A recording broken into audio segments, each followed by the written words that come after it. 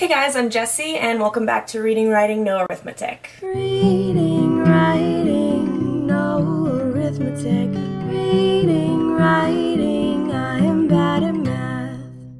So today I'm going to be doing my April wrap-up, and that is going to include my Tome Topple reads that I participated in. Tome Topple, I have a video on my TBR, which I'll link below, because I don't want to explain what the rules are over again, but just know that some of these books I read because of that readathon. Okay, so the first book I'm going to talk about is one that I actually DNF'd at the 50% mark, and that is Outlander by Diana Gabaldon. Honestly, I was intrigued enough to read that far. Like, I literally read up until the very middle, and I liked it, I just didn't really love it. And I have heard from so many people how much they love Jamie, and I'm like, he's okay. Like, I get that he's charming, he's like, you know, I have a really nice mental image of what he looks like, and not just this guy. When I'm reading, he doesn't look like him. He looks similar, but not him.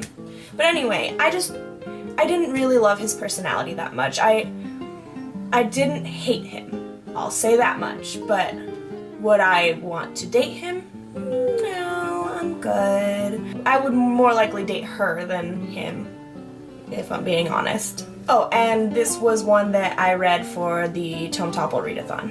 Another book that I read is actually a graphic novel, or manga actually, and it's the volumes 1 through 3 compilation of Full Metal Alchemist. I have read this before, and I've seen all of the anime, and I just love it. And part of the Tome Topple challenge was to read graphic novel or manga, so I was like, why not reread, you know? I love Edward and Alan. They're just like such little sweet nuggets, and I love any story that has to do with like brotherly love or, you know, like serious family bonding and sacrifice and things like that. I'm all about. The next book that I read is Harry Potter and the Half-Blood Prince. This is the very first book that I started using color-coded tabs. I saw this idea from Cece. I think she's called Problems of a Book Nerd. She's popular, everyone knows who she is, but I just really liked the idea that she had them color-coded to emotions, so I went out and I got myself my own and gave my own emotions to each of the colors. And yes, so I'm really excited, and I love this like method of marking how you feel about books, because it's hard sometimes when you want to tell somebody like, oh my god, and then this happened and I was like, what? And then you try to like go back and quote it or look for it and you can't find it. But look no further. Now, anytime I want Ron and Hermione moments, Hermione, just go right to the pink, right to the red, right there you go. You want to cry? Go to blue. You want to laugh? Go to yellow. And those are the only 3 emotions that I had during this book, but there you have it. And the next one I actually did as a buddy read with Radeyah from RadeyahTV. She's awesome. I'm going to link her down below. You should go look at her channel. We met on Twitter and we just decided to read this book together, and so that was really exciting. I didn't actually end up finishing it during the Tome Topple readathon, but I did finish it shortly after, and that is Harry Potter and the Deathly Hallows. Once again, so many emotions, so many more emotions than the last one. Like, look at the difference. Look at that. I just had so many feels. I don't know if I would say yet that this is my favorite of all the Harry Potter books. I'm gonna do another reread probably sometime by the end of this year, or maybe in the beginning of next year. I'm not sure yet. I'm just gonna let it happen when it happens. But based on how many emotions I felt, I definitely want to say that this is a close contender to being my favorite Harry Potter book. So the last book, something in my eyeball. The last book that I read in April was Strange the Dreamer by Lady Taylor.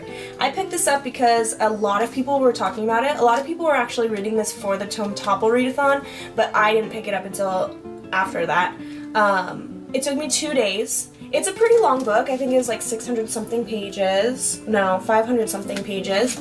And it was very beautiful. I think that I'm actually going to do a full video on this book, because I would have given it 5 stars if not for one aspect of it that really bothered me. And I don't want to give any spoilers, so I'm thinking of doing an actual full like book talk about it so that anyone who has read it can tell me how they feel about the thing that I don't feel great about.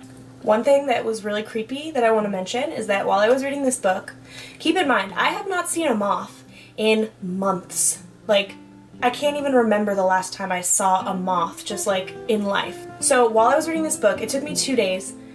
In the middle of those 2 days when I was at work, a random moth just like flew up and landed on my shoe. And I'm like, huh? Huh? And then, I'm not going to spoil anything, but this book has moths in it, as you can tell by the cover. I was like, what? Where are you? What's happening? What's going on? Okay, so that is it for the books that I read in April. I don't yet have a May TBR. I'm currently reading a book called Archon.